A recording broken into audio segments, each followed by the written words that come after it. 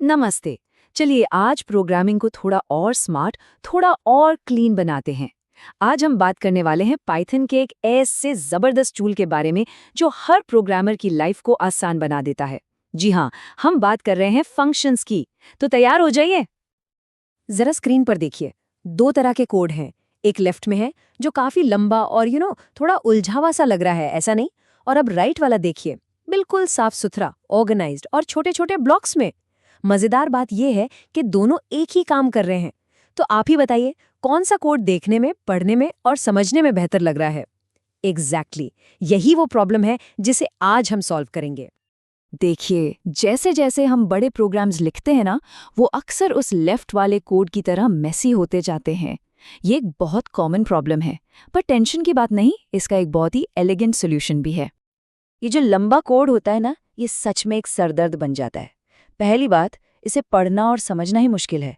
दूसरी बात, इसमें अगर कोई गलती यानी बग आ जाए तो उसे ढूंढना, ओ माय गॉड, एक चैलेंज है। और सबसे बड़ी प्रॉब्लम, एक ही चीज को बार बार कॉपी पेस्ट करना पड़ता है।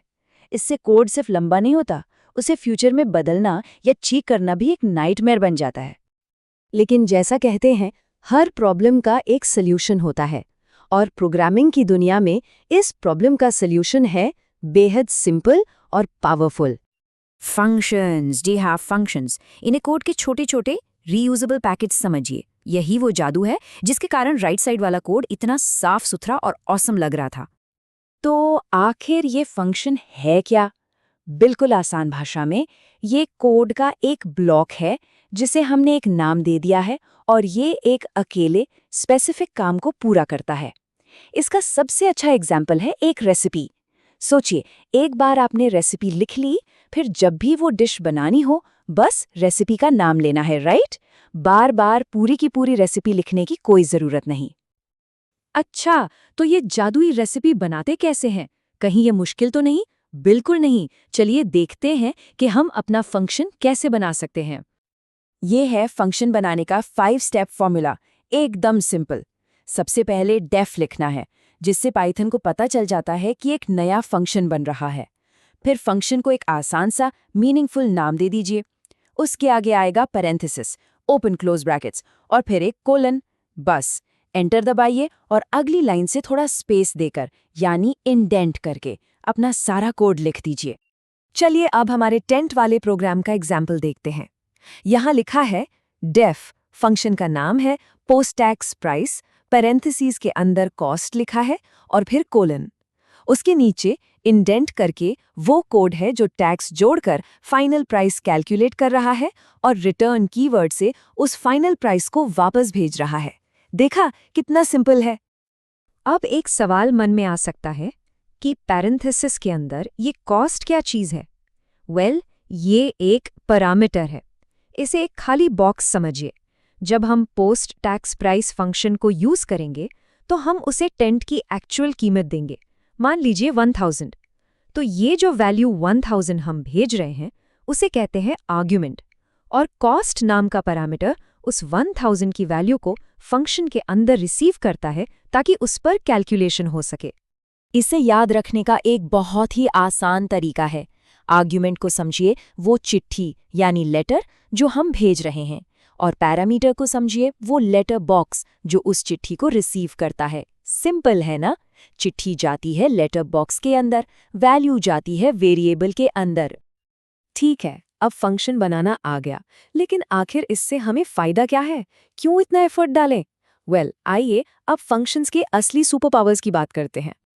सबसे पहला सुपर पावर, रीयूजेबिलिटी। एक बार कोड लिखो और फिर उसे जहां चाहे, जितनी बार चाहे उसे यूज करो। दूसरा, रीडेबिलिटी। कोड छोटे छोटे फंक्शंस में बढ़ जाता है तो साफ दिखता है और समझने में बहुत आसान हो जाता है। तीसरा, कोड कम हो जाता है। रेपिटेशन खत्म तो कोड ऑटोमेटिकली छोटा हो गया। और सबसे इंपॉर्टेंट, इजी डीबगिंग। अगर कोई गलती होती है तो हमें पूरे 1000 लाइन के कोड में नहीं घूमना पड़ता। हमें पता होता है कि किस फंक्शन में प्रॉब्लम हो सकती है। और अब सबसे इंटरेस्टिंग बात, स्टोरी यहाँ खत्म नहीं होती। जरूरी नहीं कि हर काम के लिए फंक्शन हम खुद ही बनाएं। पाइथन हमें फंक्शंस का एक पूरा खजाना देता है। पाइथन के साथ आती है एक स्टैंडर्ड लाइब्रेरी। ये पहले से बने बनाए रेडी टू यूज फंक्शंस का एक ह्यूज कलेक्शन है। ये फंक्शंस मॉड्यूल्स नाम के फाइल्स में ऑर्गेनाइज किए गए हैं। इसे एक प्रोफेशनल टूलकिट की तरह सोचिए, जिसमें हर काम के लिए औजार पहले से ही मौजूद हैं। और इस टूलकिट को यूज करना बच्चों का खेल है। अपने कोड में सबसे ऊपर बस एक जादुई लाइन लिखनी है, इम्पोर्ट, और उसके आगे मॉड्यूल का नाम। फॉर एग्जाम्पल, अगर मैथ्स के फंक्शंस चाहिए तो बस लिखिए इम्पोर्ट मैथ। और इम्पोर्ट मैथ लिखते ही देखिए क्या जादू होता है। मैथ डॉट स्क्वायर रूट से किसी भी नंबर का स्क्वायर रूट निकाल सकते हैं। मैथ डॉट फैक्टोरियल से उसका फैक्टोरियल कैलकुलेट कर सकते हैं। मैथ डॉट सील से किसी भी नंबर को उसके अगले बड़े होल नंबर तक राउंड अप कर सकते हैं। और ये तो सिर्फ ट्रेलर है, मैथ मॉड्यूल ऐसे पावरफुल फंक्शन से भरा पड़ा है। तो हमने देखा कि फंक्शंस कैसे हमारे कोड को ऑर्गेनाइज करते हैं, उसे रीयूजेबल बनाते हैं, और पाइथन तो हमें पहले से ही इतने सारे बने बनाए फंक्शंस दे देता है।